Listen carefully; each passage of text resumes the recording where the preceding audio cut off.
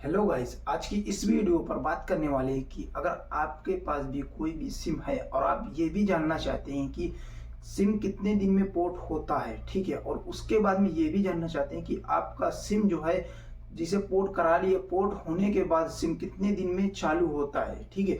तो उसके बारे में बता दूं आपको। सबसे पहले ये बता दूं कि आपके पास जो है ना कोई सी भी कंपनी का सिम हो, उससे कोई मतलब नहीं होता। सिम पोर्ट का जो टाइम होता है वो एग्जिट मतलब सबका सेम सेम ही होता है, ठीक है।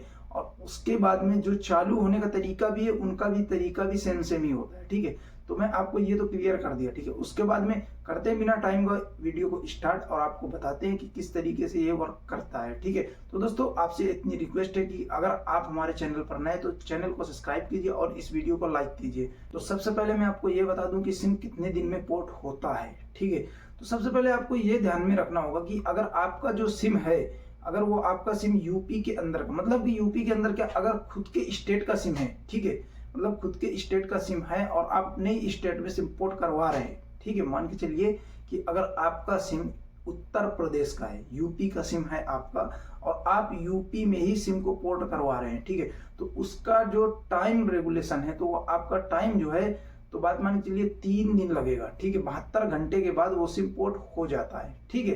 तो और उस पे जो रहता है ना कि बाद में जो अदर टाइम मतलब ज्यादा टाइम ले लेता है, ठीक है। तो उसके लिए टाइम का मतलब ये होता है कि जैसे कि आपका सिम बाहर का है, मतलब यूपी के बाहर का है, जैसे महाराष्ट्र का है, एमपी का है, कहीं का भी सिम है, यूपी के बाहर का सिम है, और वो आकर के आप अगर यूपी में पोर्ट करवाते हैं तो उसमें से 5 दिन से लेकर 7 दिन तक, मतलब 5 दिन से लेकर 7 दिन के अंदर तक आपका सिम पोर्ट हो जाएगा, ठीक है, अच्छे से और आराम से। उसमें आपको टेंशन लेने की जरूरत नहीं है, ठीक है।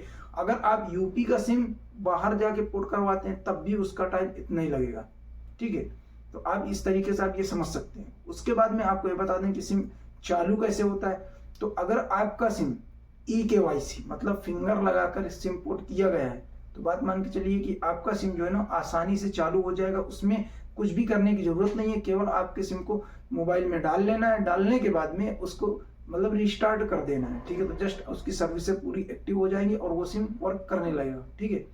उसके बाद में मान के चलिए जो दूसरा वर्क है, मतलब कि जो DKYC होती है, DKYC में ये होता है कि आपका जो आधार कार्ड लिया जाएगा, तो आधार कार्ड का फ्रंट और बैक दोनों, मतलब उसकी फोटो खींच के जब सिम पोर्ट करते हैं तो उस पे क्या है ना कि सिम को वेरीफाई करवाना पड़ता है, कस्टमर केयर को कॉल करके सिम का वेरीफाई करवाना पड़ता है।